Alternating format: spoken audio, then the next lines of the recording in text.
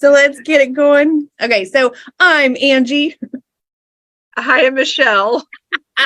We are sisters and we are blue heavens. Okay, so we are blue heavens and we are sisters who channel ancient divine beings from two councils of thought.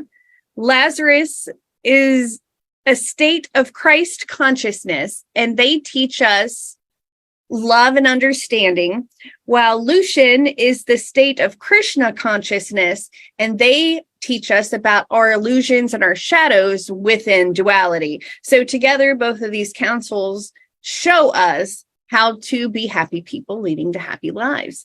And in today, episode 35, and that's really 35, our last 10 of, I've said like it's episode 34, it was 33. They were all off by one. So that was fun. It really is 35. So that's super exciting. And we're talking about the Bhagavad Gita, which means the Lord's song. And Markus was Krishna in a life, and Sri Krishna is the charioteer of this book, the Bhagavad Gita, and he will walk Arjuna through his battles, and we will be the Arjuna. And then we have spirit bundles to give away. So 3 lucky people, not quite sure how it will be delivered, but we'll figure that out. So you'll get the Paths to God, Living the Bhagavad Gita by Ram Dass, which I'm going to have to get that book. Then we have the Bhagavad Gita, which is a fantastic book, which we will be discussing today. And then we have journals, blue, yellow, and green. First winner gets to pick which color that they would like. And we want these to go to people that are going to use them and utilize them. So we said we'll have a question at the end of this. And if you are correct, then you will win a spirit gift from Jerry's Kids, which is us.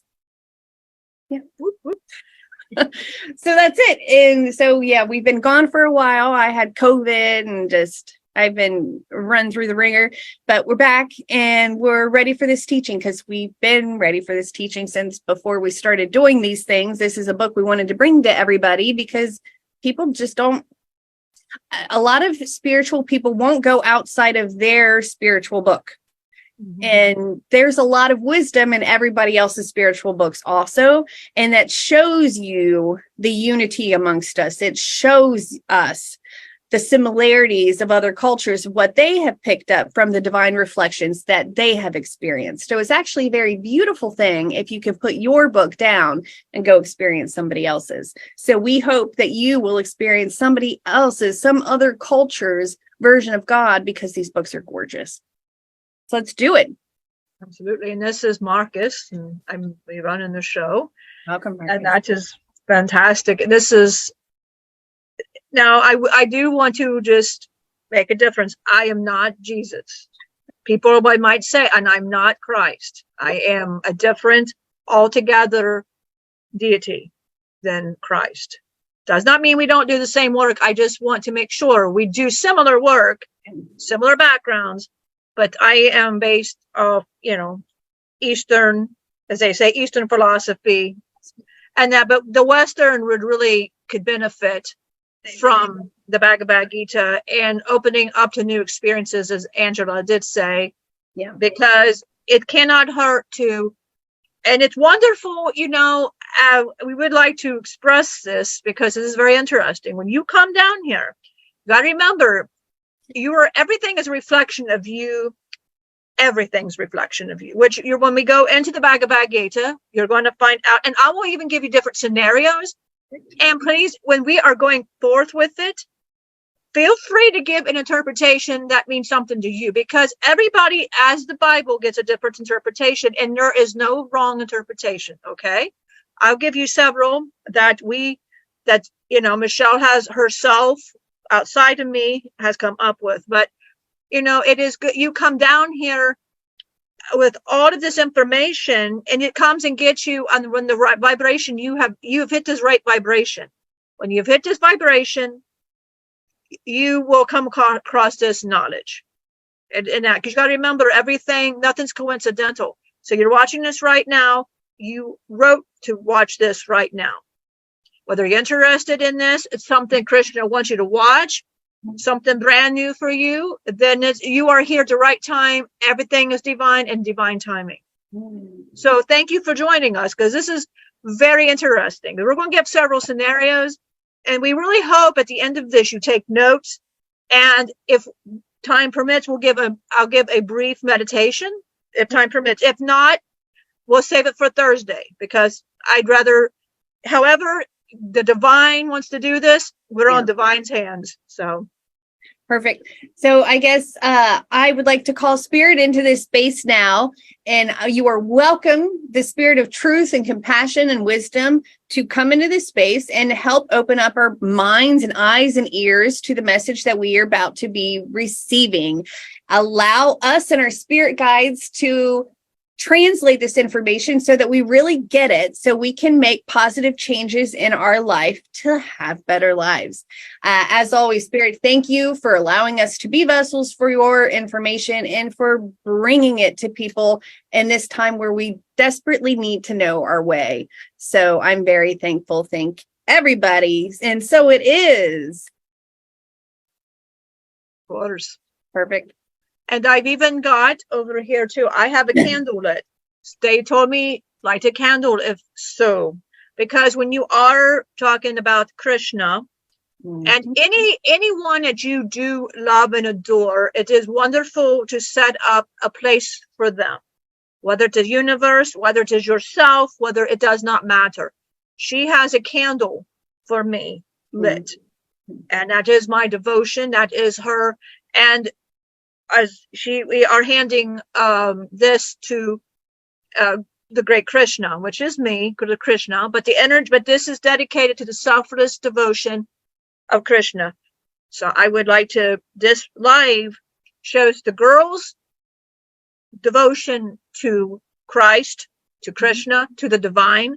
And I thank you for that, because sometimes they forget, and her wonderful parents, through going after Loki, but understand, I get that Loki is a kind of the death walker, and he scares people, and I understand that's totally fine.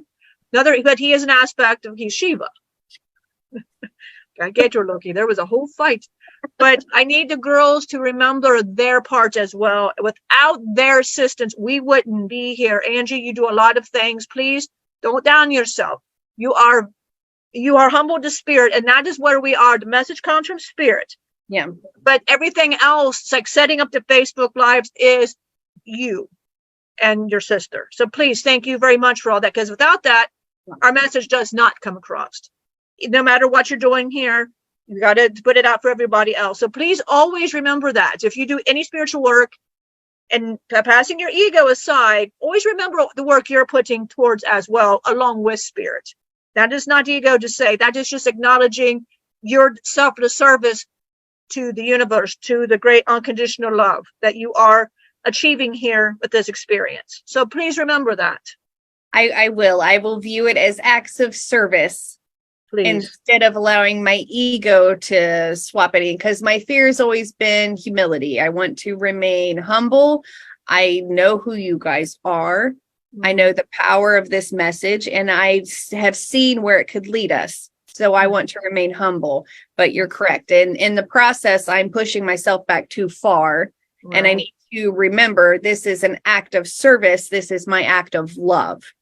Absolutely. Because without all of what you girls are doing, we don't know how to use all of this stuff. This is you. So yes. And this is a service to Krishna, to the great, so remember that you are doing a service. So, grab a candle, do something to worship, because you get the message, and if you're into the energy as well. So if you would like to do that, light an incense, whatever you feel guided. I lit my Krishna incense. That's what she did. Yes, she did that as well. And her blue sage. I like to smell the blue sage. So we got that as well. So Perfect. So let's dive into the Bhagavad Gita, which means the Lord's song. Right. So where would you start with this? This is your book. I'm going to let Spirit lead this one, because I'm not sure where you guys are going to go with it. And I'm excited to see where you go. Okay. Well, we're going to do this channeling 2 different ways today. Okay. I'm going to come forth, Markus. I'm going to now, and I'm also her mom and dad, because they did address alongside they love their daughters, and understandable. They want their daughters to have an acknowledgement that they're smart as well, that they don't like to hear that their daughters are stupid. They don't like to hear that. Like anybody wouldn't want to hear their child say that. We're also going to do where I do this with spirit. We're going to do the whole Council of Lucian, state of Krishna consciousness will speak as one. Okay. So that way, if it makes you uncomfortable to see it like here, we'll do it like this, because it doesn't matter who's doing the message as long as you're getting the message. It don't matter to us if it's me speaking or Loki. It doesn't matter as long as people are getting the message. So it doesn't matter. Spirit does not care who and how, or how does it come, who does it. Right. Don't matter if I can do it or whatever. So we're going to do two. So if you see me do this, automatically that's spirit. And I say spirit, that's whole Council of Lucian, state of Krishna consciousness. And we're speaking as one. So, but you'll see me do this and maybe even close our eyes. So we're going to do two different ways. So this, and I'll keep addressing Markus, and we'll say the great consciousness like that. So we do it that way. Okay, so where would I like to start on this? So I'm hearing, Angie, what's a question that you have so we can start? Because usually it's best with a question of what, as you, because you are in the human body, you are the soul light in the human body, and you're having that spiritual experience. What is it you want to know from any part of the Bhagavad Gita? We don't have to start with just the beginning. We can start anywhere where then we can start our discussion there, and we work it however, because this is going to be several parts. So right. Well, I guess the first chapter, the war within, we have Arjuna, who is about to face people in a war. These are his family. These are his friends. He doesn't want to fight people. He doesn't want to do this. And Krishna said that this battle goes on over and over again, that it is constantly repeated, and that his role is to be this warrior, because the other people's roles, that's what they wanted. They wanted to be a warrior and go out like that, that it wasn't to look at evil or good in this situation. It was, you were looking at fulfilling people's written destinies. So I wanted to talk about that. Let's talk about that, the field that we're in, and how the illusion can put blocks or barriers in our mind to fulfilling the roles of our destiny. Perfect. Okay.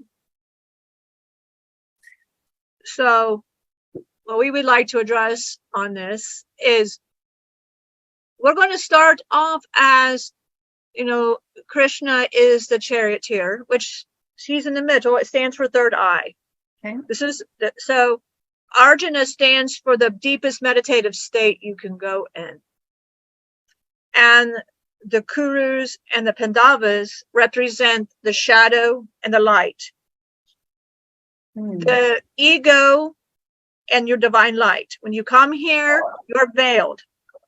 So when you are veiled, you are under the Kuru rule. And you hear the egotistic of the one starting the whole fight, because he doesn't want to give anything up, which is typical nowadays. We don't want to give things up. We want to keep it as our ego. So this can stand for several things.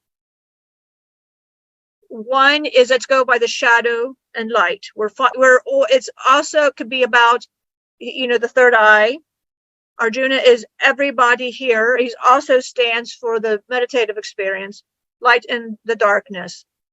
And the ego always does not think the divine can overconquer it. So if you go through the whole Bhagavad Gita, you see throughout Krishna is trying to teach you how to get to the light, how to experience the peace in your realm.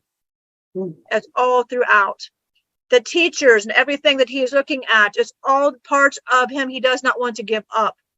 These are the selfish desires, the limited patterns, and these are all the things he doesn't want to give up. And the first in the water within, you see, he doesn't want to give up you, in essential Arjuna. We don't want to give up any of these things, these pleasures that we're used to. If I give this up, it means, I'd rather let the Kurus win versus having to give up all of this stuff. I don't want to give up anything. And throughout, Krishna teaches wonderfully and beautifully that it's not about any of that. It's about transcending. You don't come here for all of the feels. Like this is, your external fields here. This is external. All your sensories are external fields. That isn't why you're here. You're not here to do that. You are here to remember Krishna. He has bestowed upon you an experience, and it is up to you in the human body in this light. This is not real. Okay? And you are here learning to balance everything, to shadow in the light, as your ego versus divine. And that is why you're here to do. We can take things a different way. Arjuna is frightened. He sees all of these coming. He's used to a certain way of life, certain rituals he's used to. He knows Krishna. That's his cousin. They know each other. And he is scared because he doesn't know what to do. How many of you humans are scared and you don't know which way to go? And you can relate to Arjuna, but in the end, we're supposed to relate to Krishna, not Arjuna, because Krishna is the one giving this message of how to get out of this human plight, which is every human's goal to go forth and to do. So you can also say Arjuna, and these are all his past lives, the teachers, the grandfathers. He's looking at all his past lives as well. And he is facing all of these shadows to get rid of these shadows. How do I get rid of these shadows? And again, you're in Krishna's teaching. So we can take 3 different scenarios and it's still the same. You get the same message throughout the great Krishna. He's beautifully orchestrating how to do this beautifully by following simple rules, how to do these, how to get to the deep meditation. And Arjuna represents what we need to do. He came in as a warrior, and we come in as certain things that we're meant to do in this life. Krishna was meant to, he's an avatar, so he's here to bring in the consciousness. He's to bring in the light that has been lost. So that's what he was there to do, to teach Arjuna again. There's many lives Arjuna had with the great Krishna. Often a great teacher, he will bring in his disciple that he thinks so much of to help him ascend higher, because he knows he almost had it in another, and he did it before. Maybe the first time Arjuna said, I don't want to fight, and he didn't fight, and he shamed his people, he shamed himself. So this time Krishna is holding on to make sure that he does go forth and do what he is meant to do. So we can take it as such. I will now bring Markus back. I hope that was sufficient. I hope that is helpful. Perfect. This is Markus. I figured that was going to be the better. Yeah, that was perfect. So I think another way of being able to look at this is we are a spirit.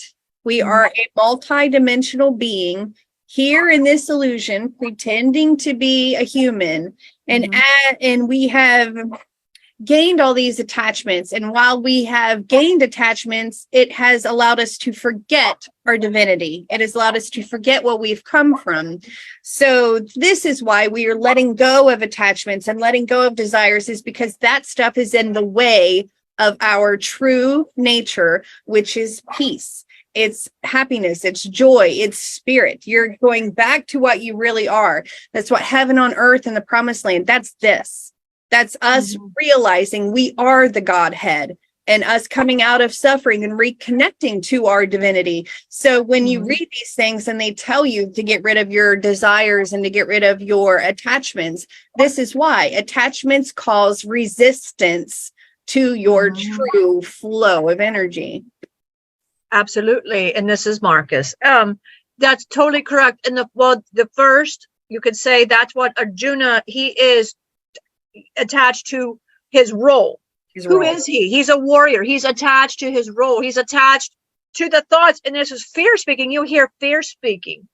Fear is speaking. You hear his cousin saying, well, look at my great army, and talking down to his teacher. He's talking down to his teacher, but he's scared because he underestimated Arjuna. He underestimated. And when the conch shells go off, he knows it's not going to be, because he knows it don't matter if you got the great Krishna. It doesn't matter if you got all the battles in the world, but because he's attached to the materialistic and couldn't go past, he had to control. What Arjuna knew, to give control up and not be attached. Where at the beginning he is attached, and so many of us, because you gotta remember, I was Krishna, but also because Krishna incarnated, I'm Markus, meaning I've had other as well, because I hit the karmic wheel before, because I did not come in first time as Krishna. It took, several. It didn't immediate. And that is a misconception. Okay. And I'm not, but that's what happens. So the parts of me, that's what happens. I got stuck in the karma. I'm no longer now, but I was that part of Markus. Now, Krishna, but he as well, he had all his other things he had to deal with, attachments. Krishna goes into stories of how he had to detach from who he was, the labels of who he was, and that's what's going on with Arjuna. He's attaching, and we ought to be playing the victim. We want to attach our roles. I can't do this. I'm just a mom. I'm just a dad. I can't. And mine was a socialite Atlantean, and I wasn't a jerk. Okay, I was a jerk. I was attached to the ideals of, and I came from the part of Krishna when he would see the socials, and that's what he wanted. Because you got to remember, the first times when he did these things, it wasn't like, I want to be the great Krishna. It was nothing like that. Like any human can come forth and say, whatever, everybody's great. It takes several tries to get to that. Okay, it takes several tries. So if you are working your butt off, and you go, well, what if I don't get it this life? And it is mentioned in the Bhagavad Gita. That's okay. You do it again. You do it again, and you do it again. It's in the Ram Dass book, which we do have. It is mentioned that deja vu is you're doing this life over and over and over and over, and sometimes it burns through, and there's your deja vu. It is to show also proof you've done this before, as well as Krishna has done this before. I don't want people to go, he was born perfect, he was happy, and Krishna, not part of me, was not happy at first. He'll tell stories, but he didn't want to be known as that. Yeah. He had to go forth, discover these things, as anybody can go and do these things. I also want to say, and that is what I'm hearing from Spirit, is I love the Eastern cultures, and I do love that, okay? But if you don't have the finances to go and find you a guru, and I'm not insulting, by the way, so please do not take this, I'm not insulting anybody. You also can spiritually talk to Krishna. You can talk to a great guru that you feel really inclined, and they will find you a guru here that's visiting from India, send you to India or wherever, but do understand you have an opportunity. Michelle kind of asked me this question too, and I said, honey, like Arjuna, we brought you and Angie, Destiny, Jennifer, all here because like Arjuna, to help with the karma, to help with that, and because I picked a few that I trust, a few of my disciples that I love, and they came forth. I have more, and I'm just naming the ones here. Ram Dass, if you're familiar with Ram Dass, I loved him. And Angie can validate, I did come forth more after his passing. Yes. After his passing, I came out more. And that, but I was always here, but it was over there. And I heard his voice in my head like a couple weeks before you came forward. And it was after he had died. And that's just weird. Like I heard Ram Dass in my head, and I didn't hear a lot of things at that point. So it was proof. It was proof. Validation. Right. So like Angie mentioned, humans attach. And part of, here is you can't attach to the sensories. Like, when you drink, you're getting intoxicated. You're going to oversensory. It's pleasurable. You are allowed to be here and have whatever, But you remember, this body is your temple. This is the only temple you have. If you abuse this temple, Ram Dass even said he kind of abused his temple and he had a stroke. He said, woke him up. So understand that. We're not getting, because in the future, things are different. You want to replace it, you can. Here, you don't. Right now, you're not in that part. You're not ready. But Arjuna really, like I said, it's going to stand for a lot of different things, but attachment is one of the things is taught. Slowing down is another thing, and thinking straight. Arjuna, at the very beginning, he's irrational. He's allowing fear to take over. I can't do this. I'm labeled this, and I can't do this. And I think I'm just going to buckle over because fear is going to take me over because he's afraid of the unknown. What's going to happen? I don't want to kill all these people. I don't want to do this. But that's fear. And as you later find out, Krishna does say to him, it's already been done. It's already been done. So it's his will to be done. So as you were talking about this stuff, I'm being told to ask a question. Absolutely. So if I know many people that are currently experiencing loss of stuff, and it is hard to experience loss of stuff. So is there advice you have to people to help them be brave over the loss of their stuff? Okay. This spirit, we're going to leave eyes open this time. We're going to try anyway. So you should have no attachment to stuff. If stuff leaves, merely let it go. Remember the memories you had with it and let it go. It doesn't bring you nothing. It's just, you come here by yourself. You leave here by yourself. Stuff is stuff is stuff is stuff. You're here to have an experience. You're here to be in the present moment. We're not here to go all over the place. We are here to enjoy life. So if stuff leaves, that is your greatest transcendence experience you can possibly have. It is saying, for me to give you what you're asking, we need to give up some things. And if you're not willing to do so, lovingly, we're going to push it out lovingly with unconditional love, because there's no hate in divine at all. We don't operate that way. That is in fear. So don't anything in anger. So don't get angry about that. Be grateful and say, thank you, Spirit. Thank you, Divine. Thank you, Christ. Whoever, it doesn't matter. It don't matter. And that's a part of you. You got to remember that is you trying to create better. So think of that. You are creating better by manifesting it in here. Mm-hmm. So if stuff is leaving, remember, it's just stuff. It's okay. It's okay. Just go on. And when it does leave, you will notice the allowance of something better, because that's in the end, the universe is trying to give you something better. And you forget about the stuff that has left. Perfect. I wanted to get that out because I had lost a lot of my stuff and it was crushing. It took me years to get over it, to see the blessing that was in that moment. And I didn't see it at the moment. I was devastated by it. Where'd my stuff go? But it did make room for what I needed to have. It was just in the way. Mm-hmm. But look what you gained, though. You gained so much. So it was a blessing for the stuff to go, because of what you ended up. Right. Absolutely. It made room for something more beautiful. So it's a blessing. Take it as a blessing, as a positive for that. The divine hears you all the time. But some people are so unwilling to let go, and your life isn't about holding on. So sometimes she has to, but doesn't your mom and your dad or an authority you love so much sometimes have to kind of push you a little bit, but lovingly, to help you out. And that's all she's doing.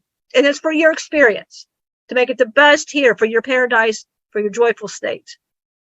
Perfect. I guess another thing I wanted to point out, the chapter 2, self-realization, it talks about how we have the right to work, but never the fruit of the work, that we should put into action without expecting a reward.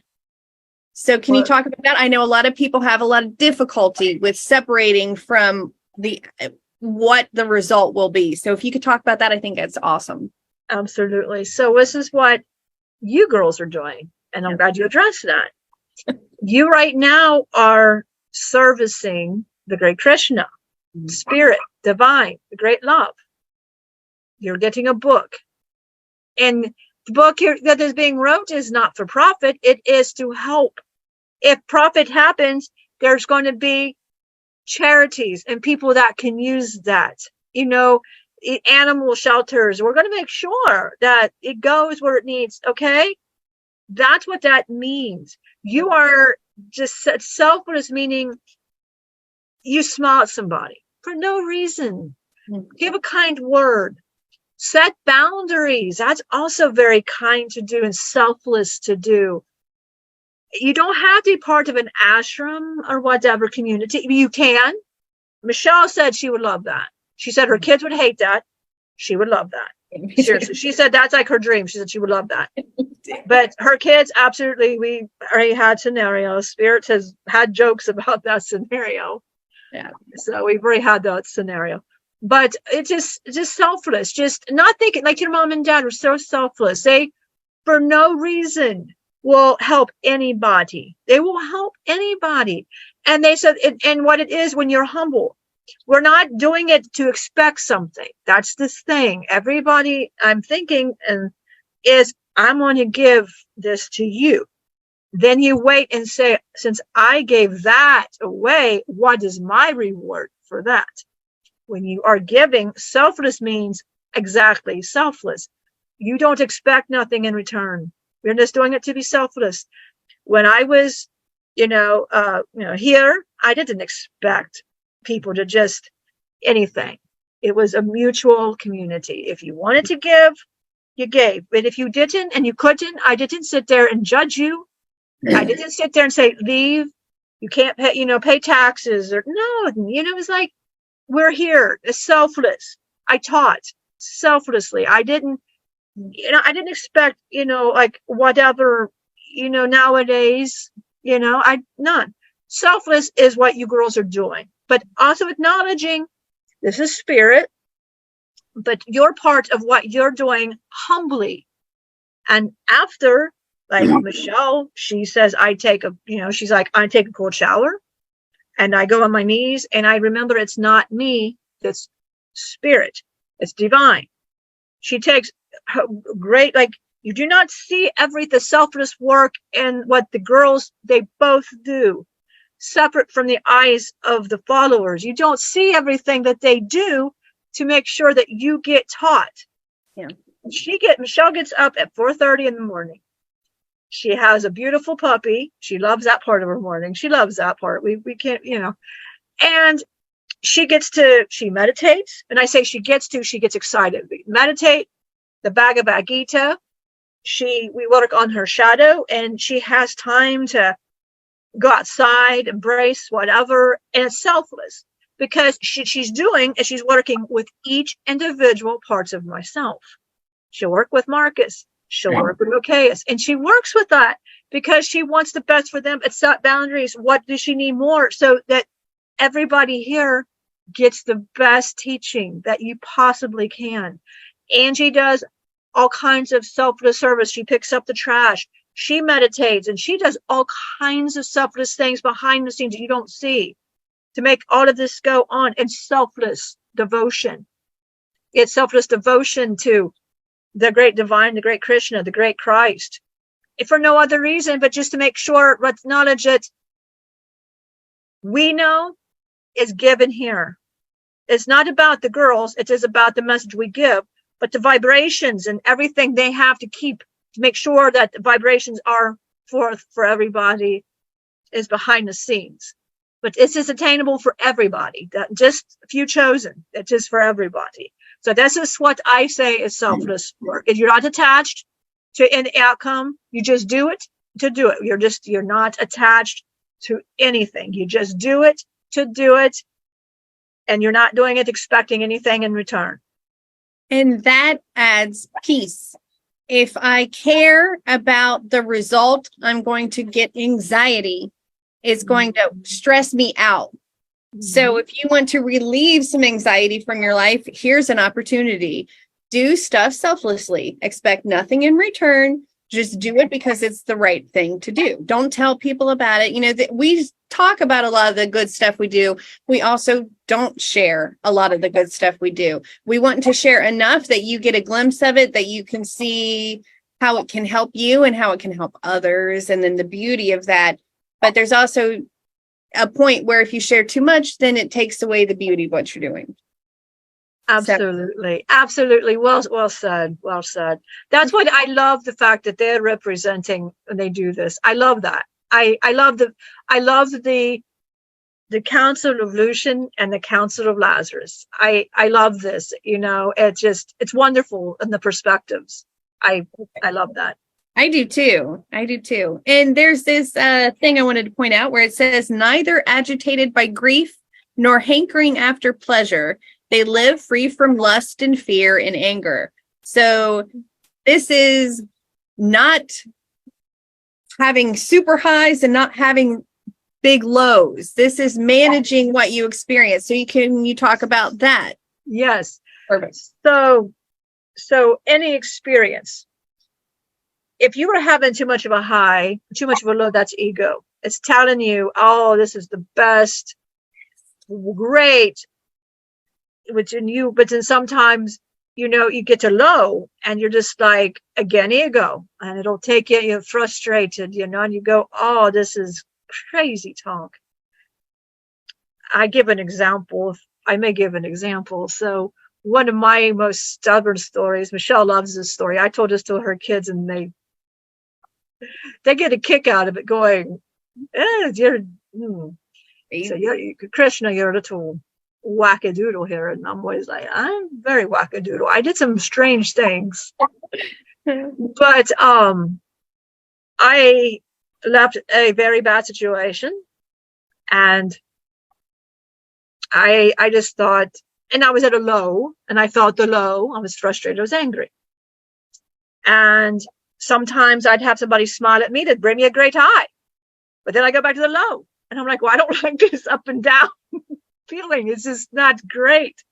I was by the tree, and I would stare at this tree across from me. And I asked the divine once, I said, if I have a purpose, tell me now, because I'm ready to just leave. I don't know what my purpose anymore. I can't handle the heartache, and I can't handle I get so phenomenally on the weekends, they would have parties. And you go from that to my life as it was, getting beat for just mere pennies, which I would donate to the children that needed it more than me. I was all right. I knew how to take care of myself, but they needed it more. It's all right. I didn't know what to do, so I heard a divine say, look at the tree ahead of you. And I would look at the tree and I go, what's so great about this tree? It's a tree. It's a tree. But yet I'd stare at this tree. And I'd hear this great voice. It was beautiful. The voice entertained me, of course. And so, well, you can grouch and be frustrated, and you can be happy over here. Or once you look at the tree. All right, I'll look at the tree. I'll entertain this voice. And I looked at this tree, and I didn't know the association, and it took a while. It wasn't immediate. But I started seeing beautiful rainbow colors. I started seeing like beautiful aura that it was beautiful. And I'd heard the great divine say, did you get the point yet? And I said, the tree is colorful. And the great divine says, because you are the tree. The tree is you. You are. Notice how the tree is still. It's happy. It could be sad, but you'll never know. It's a still. You're like the tree. And I didn't realize when I was staring at the tree, I was becoming still and learning from the tree. I was learning from the part of myself that had to learn to be still. I saw the beauty in that tree, but I was like, the rainbow that I saw on the tree. Well, the rainbow's in you too. And I noticed the tree was happy. It could be raining, the tree would be happy. It could just be, it didn't matter. And it's like you keep an even emotion, because what it is your emotions are, they're the external that give you to the human experience. And, so what'll happen is you get all excited and one of your senses just goes crazy.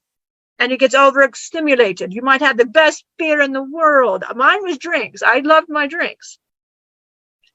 And then I would hear, you need to give that up, because you're letting your senses take over. The trick is we do not let our senses take over. If you are eating too much, watch. You know when to eat, you know what to eat, and eat healthy. You know what to eat, because don't let your senses dictate. Your senses might say, I feel hungry. Are you sure you just are thirsty first? You sure we just don't need to take a walk? When you see something, don't first say, oh, this is the ugliest thing I've seen, or whatever. It's beautiful. First, you're just, what it is just even-minded. You let the things happen that are great. It's like a tree. Like a tree is still. I stared at that tree, and like I said, that was the best teacher to help me. And I taught her kids that, and they said that helped them be still in the moments. Like there's going to be moments where you're overexcited, but or sometimes you're very sad. And the trick is to not let your senses take over and tell you what emotion you are, because the end's unconditional love. You're unconditional love and the end of everything. And that's what I had to learn. I was just unconditional love. But it took a bit. I had a lot of shadows I had to fight. There was a lot of shadows I had to fight. But I was willing. Like in the Bhagavad Gita, I was willing to be Arjuna. I was willing to listen to the great voice to say, this is what you need to do. And here's my gurus, man. They didn't want none of this. They were going to keep me down as much as they could keep me down. But the great divine taught me something much more to do. Then it takes time. Takes time. But when you don't let your senses to take over, you will go into evenness of mind. It's easy. Once you just don't let everything take over, the pleasure is basically taking over. And then you tell your senses, no, you can do that. Set boundaries. Ellie had a moment where she got some good news, and she was super excited and super high and like squealing and squeaking. And I told her, like, you need to drop it down a couple notches, because you're probably going to have a low just as intense, because this book also says that living in duality. So that's another reason we would want to work on these things. If you have a super exciting moment, you're going to crash. And about 15 minutes later, she got a text that upset her, and she crashed just as hard as she had risen. So that's another reason why you would want to listen to this advice, is because it balances you out. If you can handle good news, well, you're going to be able to handle bad news. So we don't want to get super excited, because that peak, we're going to experience that peak in the opposite way, because every action, there's an equal and opposite reaction, which is your dip. Absolutely. And don't attach to the joy. Don't attach to that emotion. The trick is hard to do. But you can master it through meditation. Yes. Everything is inward, not outward. Outward in. It's inward, outward. And that's how you do that. And it's just calming your senses to not label, and whatever it is, your life is like a movie. It's just like a movie. You're playing a script. That's all you're doing. You're just playing a role. And in this role you're playing, I told this to Michelle, and she was so like, that's strange. Is once you perfect, like say Angie, you're playing Angie this time, this round. You're playing Angie this time. How many times has you played Angie? It doesn't matter. You don't know. That's a beautiful thing. Angie has no idea how many times she's played Angie. So next time around, she might play Jerry. She might play Bill. Yeah. And then if there's somebody that you get along so great, it's like so family, you've played them. You played them in a role. You've already played that person. Do you know? If there's a person you haven't, that's a role you will be playing.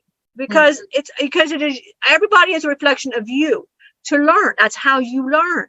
You set up an experience, what you want to learn, and you set up the perfect roles and what people are going to do, and that is what you do. And you're not, and the trick is you don't attach to none of this roles. You don't attach to the emotions and yes, Ellie was excited, but she attached to the joy. She attached to the joy, but you can't, the trick is we don't attach. And then the emotion did that. And then it dips, but we keep it in even balance. When you meditate, you can't do that. When you meditate, it helps a whole lot. It does. It brings you inward to help you with that. So I wanted to, while we're still talking about this stuff, talk about a little clip in here. So it says, they live in freedom who have gone beyond the dualities of life. So those who are out of these types of loops, competing with no one, they are alike in success and failure and content with whatever comes to them. They are free without selfish attachments. Their minds are fixed in knowledge. They perform all work in the spirit of service, and their karma is dissolved. Mm-hmm. So if you can do these things, you are also clearing karma for harming others. Maybe that's the nicest way of putting it. So that's another benefit of these principles. And this is Lucius, and that's what I'm doing. Yeah. That's what I'm doing. Yeah. Yeah. That's what I'm doing by the human. That's what I'm doing. Because when you are a Krishna follower, you know, everybody has this illusion that you go back to the light. You know, Krishna is all about devotion and service to him. You come back and do it. And humans, when you create great karma and you follow the rules that's in the Bhagavad Gita, believe it or not, I was a Buddha. I had the best lives as a Buddha. I can't even a monk, a Buddha. These are the best lives I've had. I was a guru. It's all these things. And I was also a terrible human being as well. I went both ways, and my karma would match all of these things. And but when you do these, the Bhagavad Gita is to get you to the light, to the most ultimate. And then when you come back, you're going to be born to a great guru or something to match what you did in a previous incarnation. Once you've mastered all of these roles, like, once you've mastered Michelle, Jerry, Bill, blah, blah, blah, you master all these roles, then you go to the light and you come back and do it again. But now you are rewarded because your karma is going to adjust to that karma. And you're going to you'll be a guru. And I'm not talking about finances. I'm not talking about money. I'm talking about the spiritual that goes into that. So you definitely want to do everything to make it a paradise, not only for yourself, but for others. You're here to learn. So many lives, I was so materialistic. I wanted that for myself. I could relate to both sides. I can relate to both, but you don't win when you're over here. You don't, the shadow, you don't. You learn, but you don't win.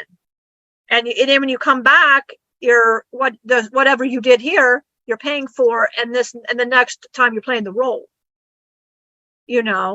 And why am I here doing this? You might say, so okay, what was your to do here? And I'm allowed to mention is I committed suicide.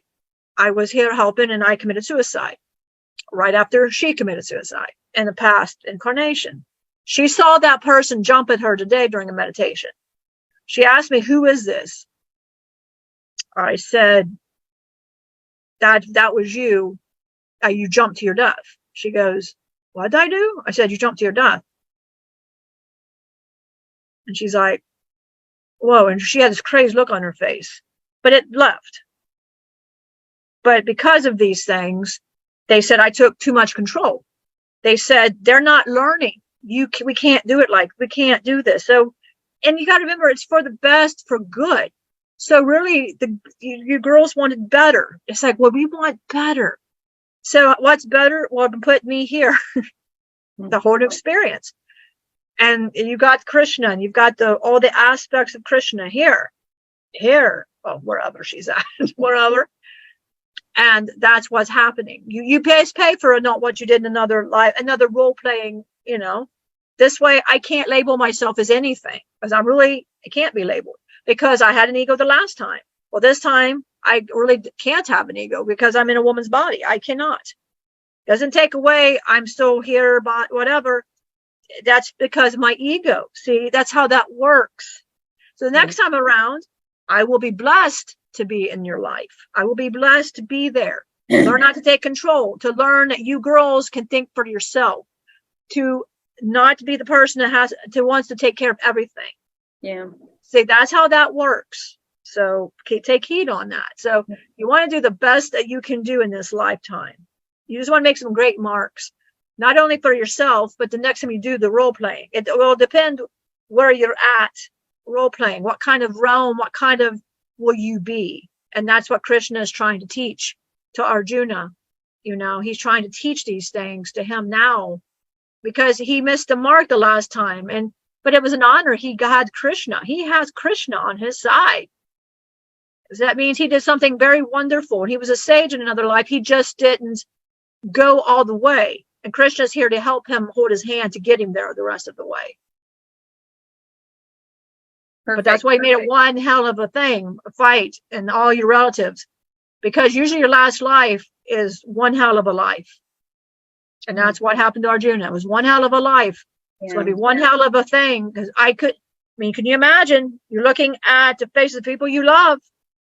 And he played with his cousin, is starting all of this too. He played the teacher, all of these, and you're looking at it, and you know, of course, fear is going to step in, and all of these, and you're going to attach fears, and you're going to come up with every excuse under the sun.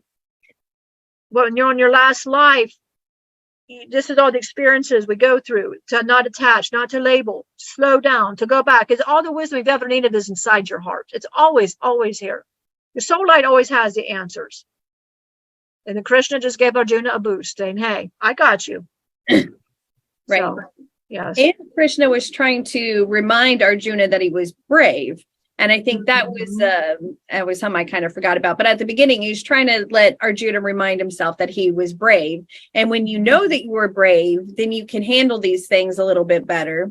And when you remember that you are God, which this book is telling you to remember, and to remember that everything is. Every form is God experiencing itself as that form. So let's get to the practice of meditation. So meditation is big in a lot of cultures. Jesus meditated. He'd go up on the mountain by himself. He was meditating. So let's talk about the power of meditation. Because again, you're shutting down your ego or the illusion or the Maya, which is what it's called in the Bhagavad Gita. You're shutting it down and you're reconnecting to what you really are. And it's powerful. Oh, it's very powerful. So this is spirit, Krishna, divine, call me whatever, the consciousness, whatever. Call me whatever you wish. The crazy light. So when you meditate. My favorite is I love to hear people say, "Well, I can't meditate. My mind races." Mm-hmm. The trick is when you meditate, is if your mind is shut off while you meditate, you're dead. You're not here. It's never going to happen. The trick to meditating is to accept your thoughts with loving awareness. Knowing you're going to have thoughts, but the trick is to lovingly say, "I acknowledge you, I see you," and that it just pass. So when you meditate, you typically should sit, because you lay down, you tell your body it's time to bed, it's time to sleep. But if you sit up, your spine is erect, so your kundalini, all your energy centers are erect. You sit straight. You do this, you're activating different energy parts into if you have a different meditation that requires this or whatever, follow that, because many wonderful teachers will have different hand movements that you put on top of your thigh, or this way to receive, like this to receive. Always follow the instruction if you're following a meditation, and you've got a guided meditation. So you're doing that, follow the teacher given the meditation. And if you are doing one and that is fine, silence always is great. If you can be in nature, wonderful. The best time to meditate is in the morning. To do it by 6 in the morning, 7 in the morning is the best, only because the energies of the world are not up yet, and you get the best, purest divine energies that you can. So the earlier you wake up, the better the energies, the better the connection you're going to get sitting straight up. You close your eyes, you breathe, and keep your concentration here on the tip of your nose. And you just do it till you're relaxed. Sometimes you can even put your right over here between, the third eye. You can do that. Imagine a jewel. You can imagine whatever you see, if you represent your third eye. And and you just keep your concentration. And the trick is when your mind starts to say whatever she wants to say, you just, thank you for reminding me I have groceries I should pick up later. But I'm going to get back to this. And because you're not poo-pooing it, and you're not saying in anger, we're doing it in loving awareness. I love that thought. Thank you for reminding me, because I'm glad you reminded me. Just it's not right now. And it could take several tries. It could take, if you're going to do 5 minutes, 10 minutes, you do what you can do. But the trick is never to quiet your mind. Your mind is never going to do that. It's never, ever going to do that.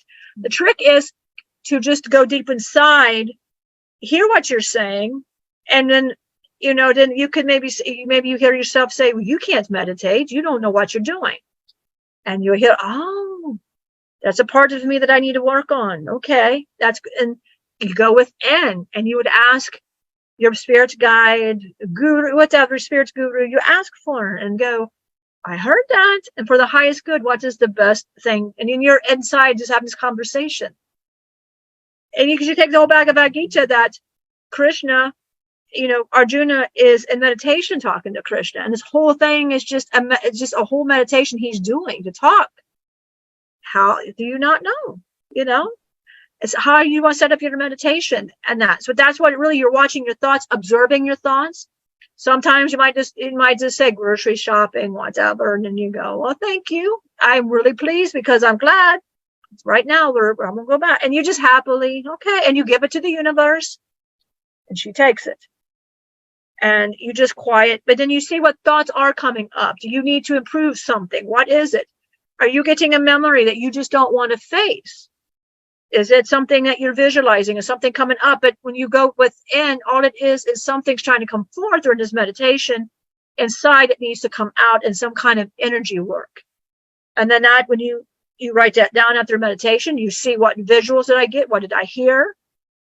And you go forth. And that is sometimes how you can fix the things that need what's going on in your mind. It quiets the mind. You start seeing people, you don't judge, because you're starting to see, well, what's my role in everything? You see the light in everybody else's eyes, because you're starting to see that it's not about I anymore. It's about we. It's about we. It's always about we. It's never about just I. It's about we. Laura mentions, she said she used to have PTSD so bad. She said, I started doing meditations, and she said, I feel through breathing. It was just really the breathing. It's the breathing. Yeah. You're concentrating on that breathing, and she'd concentrate, and now she don't have it. And she said, I swear on the power of just breathing to get myself out of PTSD. So, so meditation is very important in your spiritual growth. And Krishna does mention that. He will mention this a lot, saying you need to follow, slowing down. And, and it's always good to like spiritual knowledge is great. Like other teachers, look at the other teachers. Again, I just remember all this information that you will come across, maybe meditation tips, whatever may show up. It's absolutely wonderful, because what it is, it's you attracting it to you for more information for you to grow. Like Arjuna, he did something so great. Okay, you go, well, he's in the middle of all of this hoo-ha. What is that all about? But he's got the great Krishna. Hey, to look at to say, I'm grateful because I'm scared, I'm fearful, but I got a great guru. He falls to his knees and said, I want to be your disciple. I want to be your disciple. And he says, you will find a disciple and worship him as me, because I will have chosen him for you. And so that is what that is all about. So. Perfect. Okay, so in the Wisdom from Realization chapter, I wanted to talk about this little quote here. Those who take refuge in me, striving for liberation from old age and death, come to know Brahman, the self, and the nature of all action. Those who see me ruling the cosmos, who see me in words I can't pronounce, are conscious of even me at the time of death. So, if my understanding is correct, if we are aware of God being God at the time we die, we can cross into our light. So this is another benefit of this process. But if we are not aware of God at the end, we might miss our light. Absolutely. That's why there's a mantra for Krishna. And it is 16 words. And these 16 words, you say this devotionally, you follow Krishna, you are devoted of Krishna. And it's, so I'm using Krishna as an example. And by the way, this is spirit. If Markus said I might want to mention the spirit, but this is spirit. This is the Counsel of Lucian. So what you're going to, so with the Krishna, it is Hare Krishna, Krishna Krishna, Hare Hare, Hare Rama, Rama Rama, Hare Hare. And these are the most divine names of Krishna. You say these all the time. You say this mantra out loud. You think the mantra in anger or any situation. You think it. And time of death, whatever your thoughts are on is where you will go. And if the trick is to keep your mind on the most holy of holies, as is where you go. If it is on Jesus, it's simple. Find a mantra that represents Jesus to you. Jesus, Jesus, Jesus, or whatever. Absolutely. And it'll bring you to the light, because in the end, Jesus, Krishna, it's beautiful, holy light. It does not matter. So, but that's what Krishna is saying. When you practice knowing and adore me, and when he says adore, it's just love the teaching. I'm here to teach you because I see all of the plight. I've been through the plight. I know and I understand it, but I don't want you to go through it. So I'm here to give you this better love, that a better way of seeing. You created this. You can create whatever. And you're creating all these different experiences for learning and that. So yeah, so the trick is find a mantra, say it devotedly, and the more you say it, and in time of, and then when we say death, all it is just passing to light. That's it. When you're living, you're dying. When you're dying, you're living. And the death here is rebirth somewhere else. Just Absolutely. Like when you're born here, where you died on the other side to come rebirth here. It's a process. There's no death, just death to the body. Absolutely. And this is Michelle. And they're telling me to say this. Okay. This is part of my spiritual way. And I'll keep it brief. But when I came here, Angie can validate. I would always say, tell the truth. You got to tell the truth. Don't tell a lie. I didn't realize, and I found this out through meditation, talking to Krishna, talking to all of Lucian, talking to them. I found out I didn't want to get into the illusion. I didn't want to do it. They literally had to tell me. It all started when I went to school. Because I felt I had to be something different. So when I went to school, it just changed me. I think I have now a label. Now I've got this. Well, I had a label before, but now I really saw it. I thought I have to lie to fit in, and there it was. It was just that, but I didn't want to follow the illusion. I didn't want to follow. I wanted to be in the divine, but I wanted to hurry the experience because I didn't want to do it. I knew what was going to be expected. I didn't want to do it, and I remember that so clearly. It's the weirdest thing. Like I could remember, I knew what it was, mom and dad and everything. I knew.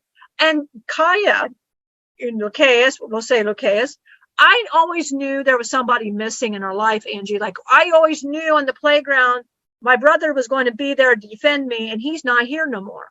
It's like a twin missing a twin. And I never realized that, but that's what Lucaeus said. He says, you and Angie miss me in your own way. That's why you hate each other, because you're blaming the other person, because you're like, where is this middle? Where is he at? Like there's somebody missing from this equation. Yeah. He should be there. And I never understood that I'm like, that's true. I've missed him, but it was like a brother, and that's what it was. I see mom and dad, but they've strived. So I'm wondering, okay, so they're doing good. So, but for us, it was like, and I'm not saying he wasn't missed by him, Right. I don't know how everything worked when whatever, but I just knew it was the illusion. I didn't want to do it. Yeah. I just knew I didn't want to go and do it again. But I knew that's my spiritual awakening really is I just knew. And Angie, she knew. We both knew. And that I knew. And but that's part of the whole Bhagavad Gita. Reading that has been eye-opening, just so eye-opening on where I'm going wrong, where I need to walk the walk and do the work and do that, because Krishna does say, if you want to follow me, do the work to follow me. Do what you teach. So it's like, okay, I get up in the morning, I meditate, and I try to change my wording. I'm trying not to cuss. I'm trying to not gossip. I'm trying to just do the things, and not eating is a problem. That's why I have to stop being a problem. I got to stop. And being at your place, I feel that's the best place to stop all my crap.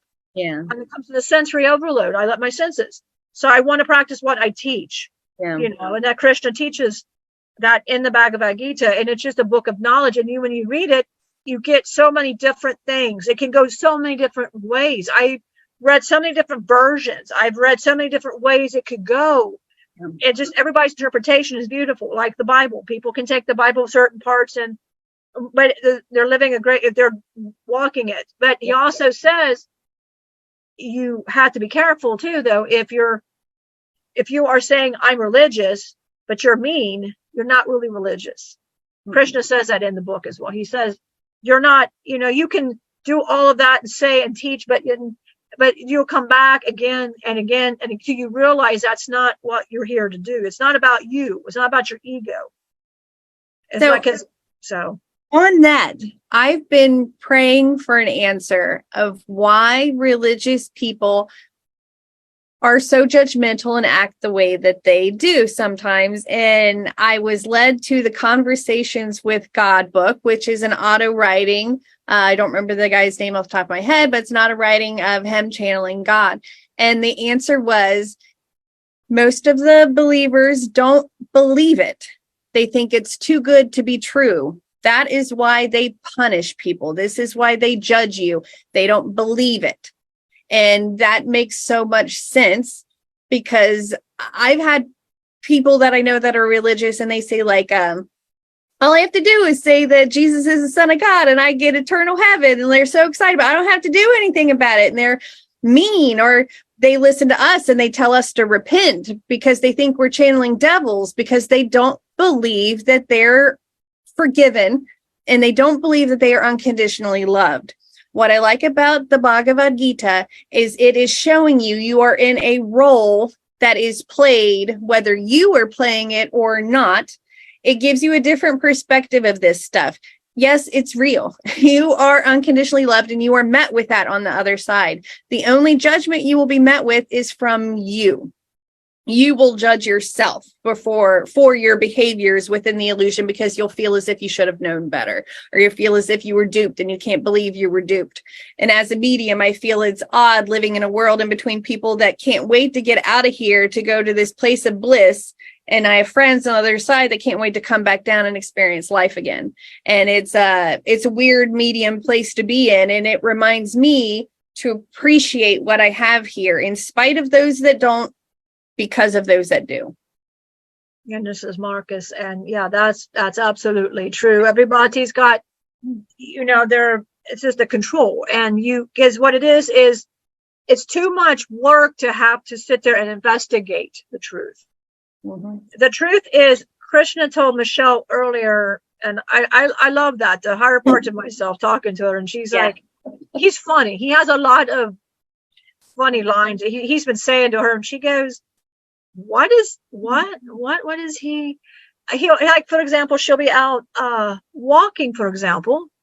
She'll be out walking, and he goes, do you see that bird? Do you think that bird's thinking about anything? She goes, no. He's like, no, the bird's just thinking about, hey, I want to fly today. I might take a poop. I might eat. And I'm flying. That's it. I'm not thinking, what did all my neighbors do on the night before? I'm too drunk to fly to work today.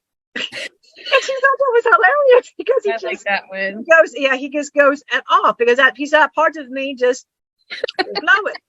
So when you talked about, religion, and is, what it is you just take your text of a book, you read the book, and you do that. And Krishna told Michelle, he said, follow my words. Even if nobody understands you, the interpretation, they go, you're not a guru. And he said, well, how do they not know that? How do they not know that? Do they have specifics that say this? Do you always have to come from the Eastern culture? Krishna says, no, you do not. He goes, that is not true. He said to Michelle, he said the Bhagavad Gita is beautiful as a basis and as a seed. She's investigating. And he goes, I want her to, I don't care, but give her own interpretation. Follow it. It's a guidebook, but listen to my words. What do I say? What am I saying? If just because somebody over here says you should do that, what am I telling you to do? Yeah. And she asked him today, she said, well, she's been asking him this, and he laughed at her, which was funny. Krishna laughing at himself. As often he laughs at humans over this, is she said, would you be my guru? Will you be my teacher? Because like Arjuna, I'm honored. And she said that. He goes, you're my teacher because you do this. So you're my teacher and I'm your teacher. He goes, it's like an exchange.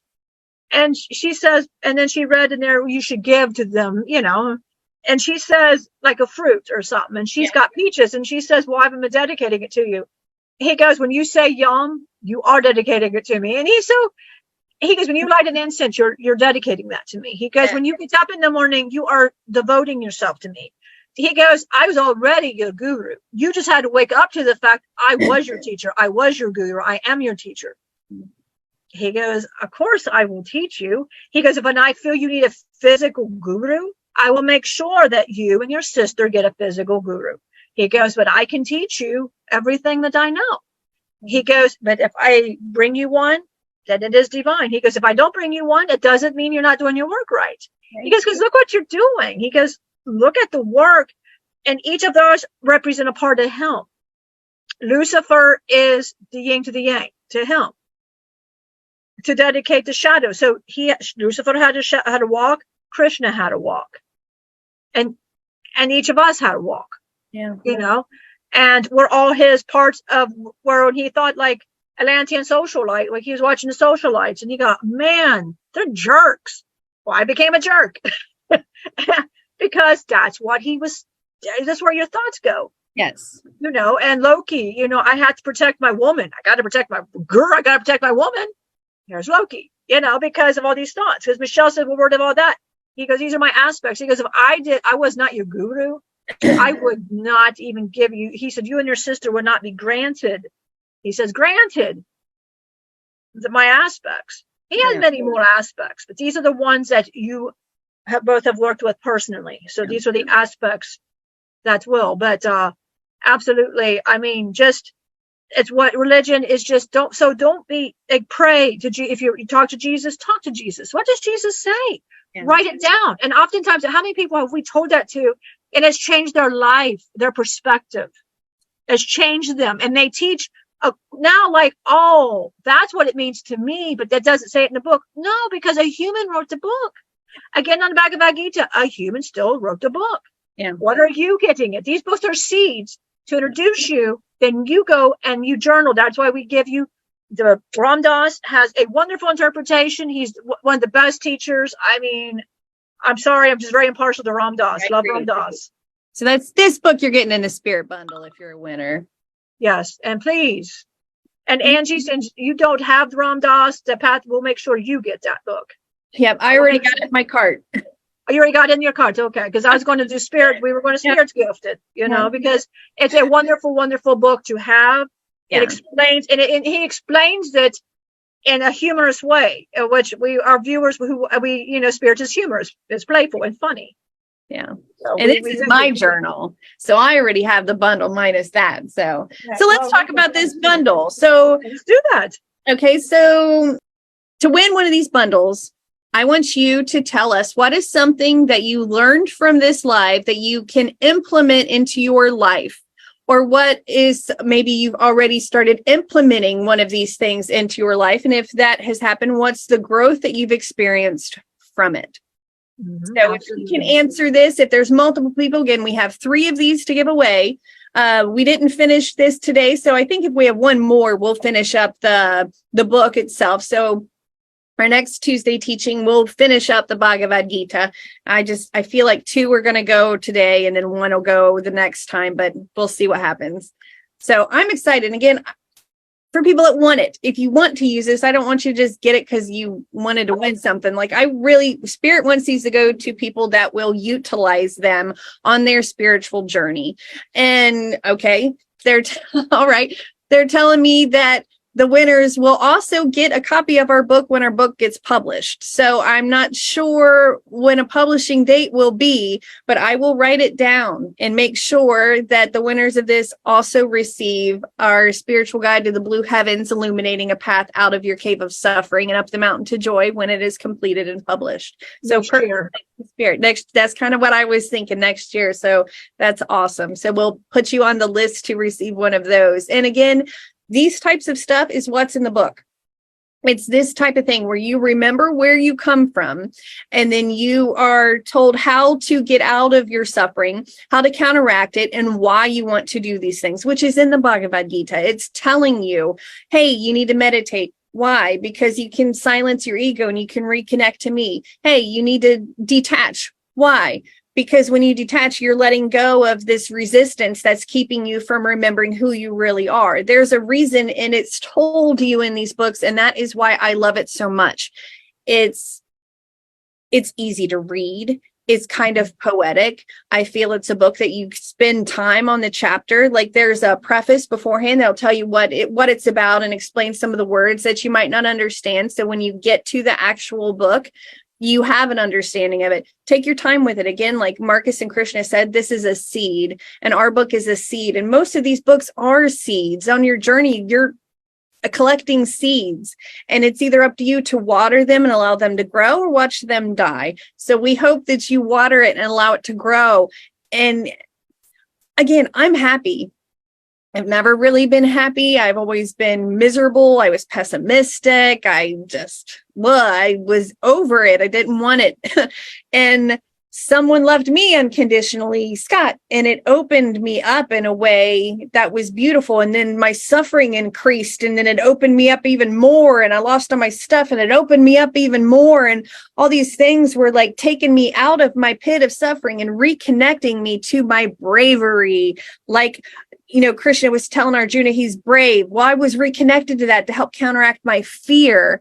So all these spiritual fruits are meeting you in your ego's resistance to help teach your ego. And that is why we're here. No judgment. There's no judgment in this. If you have judgment, your ego is steering you in the wrong way. Your heart's not in it. Ask God to reconnect your heart to you so you can find the wisdom you need to have a happy life, because it's there for you. It's not on the other side. Again, my friends on the other side want to come back here. Why? Because they experience stuff. They miss the experience. They miss being able to touch things. They miss being able to drink things. They miss being able to eat. So if you are so miserable here that you hate it here and you can't wait to get on the other side, go drink something you enjoy drinking and remind yourself that this is a luxury you have here. Go eat something you enjoy eating and remind yourself that this is a luxury you have here. Go do the things that make you happy, that these senses enjoy, and be appreciative of them. And these things will help you get out of your suffering and reconnect you to God also. And this is spirit, Krishna, consciousness, whatever you want to call me, super consciousness, whatever you wish. Spirit is playful. Yes. Spirit is fun. Spirit is a she. Spirit is a he. Yes. Doesn't matter. And she's youthful at heart. Just loving, unconditional love for everything. You love all moments. You love everything. You love all the moments. You love it all. You love it all. Anger is, I hear anger in Loki, that part of, I hear that and I'm just so confused, like, well, you're angry. You let it go. You're just angry. And they would say, well, he's way too happy and that's, but be present. Past is gone. Future hasn't happened, but be in the present. When you're outside, for example, give an example, go outside, dance, play music. Michelle plays on her one earbud of music, the other ear, so she can hear the birds and all of that, the chatter. So she can hear both. Do. And she does a Hair Nation party. She loves a hair metal party, the 80s Bon Jovi, and she'll be singing. But she dances, right? And we spirit loves to dance. It loves to sing. Yes. And we went as far as telling Michelle she didn't stop her and Lucas or Krabby. We said we're going to make him roll on the ground like Arthur does, because Arthur just rolls the grass and he's excited about that. I pooped, I peed, it's time for me to roll in the grass, and I'm excited. Yeah.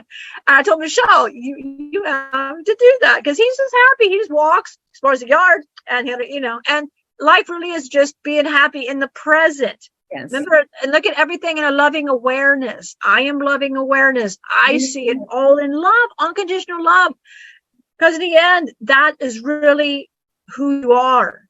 You truly are. And be playful, dance, just go in the rain and do the thing. Yeah, Michelle loves rain when it's like dark, outcast. She goes, I can't wait. Just like the perfect weather between, with a sprinkle. She's like, it's time to go out and dance. She loves that.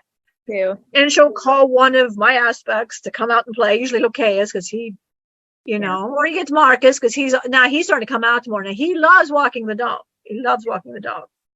And Loki likes to give the direction too, because he's an alpha wolf, but so he likes that. But in the end, he has fun too. Loki has fun. But life is about a big party. It's just about a big party, and it's joyful. But it's your state. And however, why do we say states of Krishna consciousness? A state of Christ consciousness is the consciousness we are residing in now. Counsels of Lucian, you might go, wow, that's your darkness. No, we're under states of Krishna, meaning we teach light. Darkness is light. Yes. This is light. That's all it is. And there's light. Because out the light, you don't have, dark light need one another, the yin and the yang. Yep. So we are doing it like this. So we notice we don't have to put the hand up. But maybe for your mom and dad, we may Spirit Counsel of Lucian may do it for your mom and dad. Yeah. And if you do meet us in person, you do want us to talk. I understand that her mom and dad said this was an acceptable way to talk to the Counsel of Lucian. Yeah. So, and we want to make sure that it's the message coming across. It doesn't matter who's speaking. It's just we want you to get the message they're wanting to give across. In the end, that's all about the message and you perceiving it. If you ever have any questions, write and ask questions. We enjoy and any comments. What did you learn from this? And then maybe Thursday we can do a meditation, since I know it's kind of short on time here, and that's what we said. Well, so we'll do one, and we'll just do that. And then maybe extra bonus if you come up with a meditation, write it down. Yeah, that could be a good one too, because meditations are very interesting. Yeah, and we get a lot of wonderful people that watch this, like divine people that watch this, and they want that, and they want everybody to learn right alongside them. So if you have anything you can add or whatever, or you have a question, please ask that. We will address it on the next live that we do have. Perfect. Well, I think this was perfect. So let's wrap it up. And this is Markus. It's so weird going from hey me to me. Yeah. To me. Yeah. But I'd like to thank Spirit, the great Divine, the great Krishna, for allowing us to speak his message today. I am thankful that we as a whole, the Counsel of Lucian and the Counsel of Lazarus, and in our states that we are blessed to be here to give this message to our beautiful followers, to people listening. We are thankful that our beautiful ladies are so humble to help us to get the message across. Because without that, we're not getting our message across. And all the hard work that they put in individually, away from the followers and in front of the followers, selfless devotion to the great Krishna, to the great Divine, the great Christ, the great Jesus, the great Buddha, the great love, the great divine unconditional love. It does not matter. Everybody is unconditional love. You are the creator of your universe, and you are the great creator. You are the great love. In the end, we are here for love. So thank yourself. Pat yourself on the back for any recent things you've done. Be grateful of your journey. See where you were last year, and I bet you're further along this year. Allow the Bhagavad Gita to lead you to harmony, to peace, to joy, to see yourself as Arjuna, to see yourself as Krishna, because in the end, we're really here to get it on the message of Krishna. And if something doesn't make sense and you reread it as Krishna and it doesn't make sense, well, pause, meditate on it. Yeah. And look where it is that it doesn't make sense to you. And there's where your mind and your ego needs to be worked with. That is a beautiful always to work with. Journal your experiences in your journal. That is why we want you to have that journal. As you read the book, you can write your questions down, and they may not make sense now. But after some meditation now, you go back and go, wow, I answered that question in that meditation. And maybe you didn't even know it. Yeah. Always pat yourself on the back and always be grateful. Because when you're grateful, you can't be fearful and you can't be living in the sadness. And then you also your ego can't come forth. So we want to be grateful and live in that joy and dance today. Go outside, dance. Be happy. And just remember, you are the creator of the universe. You are unconditional love. We love you. Spirit loves you. And if you're watching this, you are meant to watch us. And we are very happy and very blessed that you are. So I want to hand this to my priestess. I know I'm not supposed to say priestess, but I still say priestess because we mean it endearingly and lovingly, as long as we're not saying it as slave talk. Yeah. We're allowed to say it. And I mean it lovingly and endearingly because you are, in the end, they're my priestess. I love both my priests. I love them. And without them, we're not getting our message across and our words across. Yeah. So I want to hand it over to whatever she's at. I don't know. Well, we love you and we're thankful that you joined us today. I hope that this message enlightened you and maybe showed you some things that you didn't know or weren't aware of. And we just want to offer ways of getting out of our suffering so we can find happiness. There's too much suffering in the world. We don't need to add to it. We need to remember what we come from. And again, it's not learning to do anything. It's unlearning. It's removing things. It's not learning something new. We know all the stuff. We're made of all the good stuff. It's removing all the bad stuff to get back to it. So we love you, and we will see you Thursday on our Ask Lazarus. And we are very excited to see what kind of comments that you guys leave to try to get one of these awesome spirit bundles. We love you all. We'll see you on Thursday.